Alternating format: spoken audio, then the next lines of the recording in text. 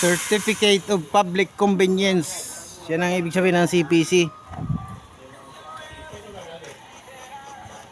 Ang CC, yon.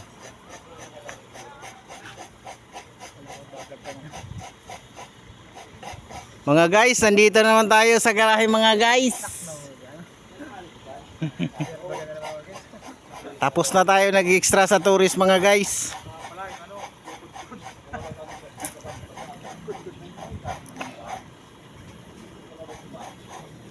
Bukas biyahe na tayo sa probinsya.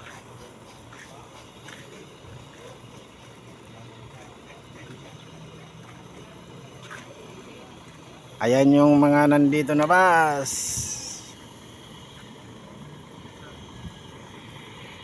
822, 825, 828, 829, 836, 812, 816. Yan, tapos na tayo bali 2 araw lang pala yung tourist nakabook sa unit. Yung 828 na yan, pina-extrahan sa akin ni boss. Tourist. So dumating na rin yung unit ko galing ng Bicol. Yun na yung ibibiyahe ko.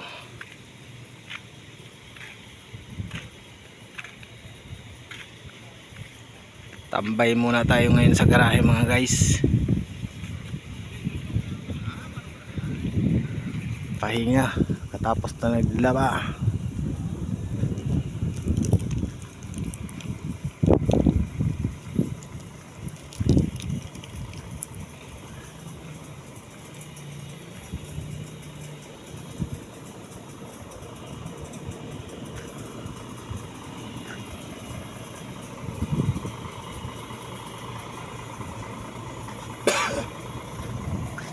Tanggal ba yung basag? Pwede. Violation ba yan? Oh. Mga basag na yan. Violation talaga yan. Sisilip-silipin pa ng mga LTO. Ganun ba yun sa head mirror mo? Mindanao ang malulupit ang mga LTO doon. Ganun yun talaga yung windshield mo. Head mirror kung may basag. Yan din naman yung basag. Oh.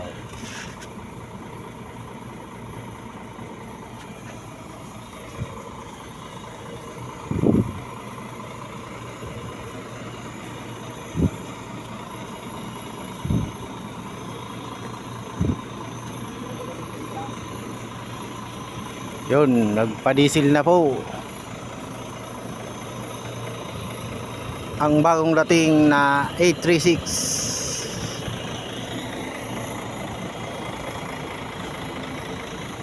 Daewoo pala to.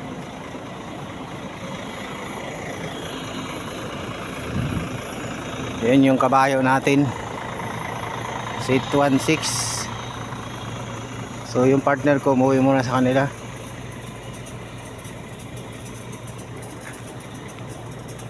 It 16.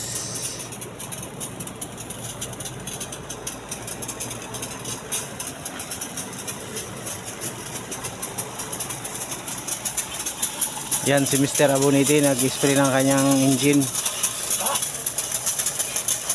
Yung masipag na driver mahal na mahal niya ang kanyang partner, kaya siya lang ang gumagawa.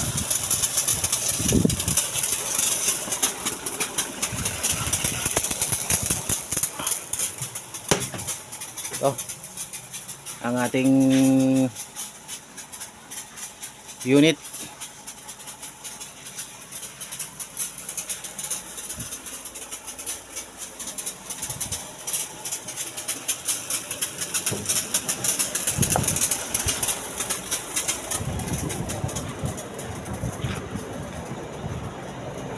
Pahinga muna tayo kasi ang biyahe ng bus namin ay bukas pa.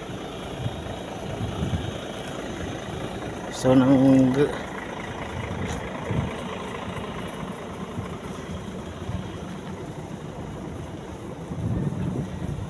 Kay Jer, Gusto kayo? Bitkin na raw, sabi ni Bulwang.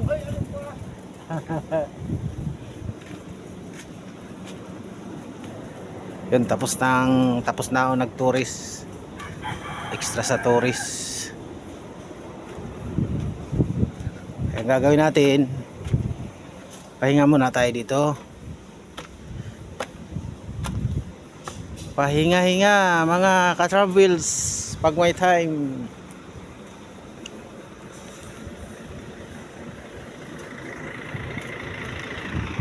Yan.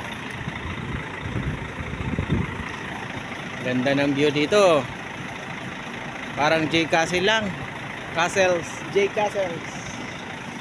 So yan. Alam na ang gagawin dyan ng mga driver. Dalawa yan. Yan yung quarters ng mga driver.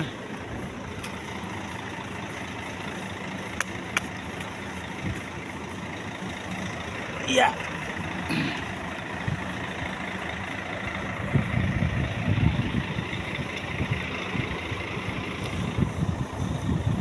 So patapos na rin ang biyahe ng tourist. Siguro mga December 20. Ano na yan? Madalang na ang biyahe niyan sa tourist. Mga party ganyan mayroon. Ang magpipik season na naman, passenger season, mga biyaheng probinsya. Hataw na naman to.